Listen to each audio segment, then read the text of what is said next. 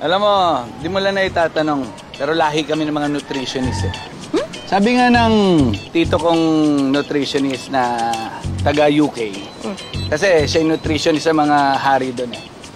Kapag gusto mo malaman kung may gout ka, kumain ka lang twice a day ng isaw sa umaga, tapos 2 tenga sa tanghali, tapos sa gabi, magpapaitang ka. Ito sandali, hindi ba masama yun? Yun na! Kapag naraman mo ng sumasakit na yung mga tuhod mo, yung mga talampakan mo, ibig sabihin nun, you got it. Sorry corny ng joke mo. Hindi, ang cute ka ng joke mo eh. BBQ.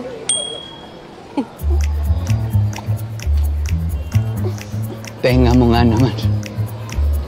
Mukhang isaw na nga. Sinasabi mo dyan? Ha?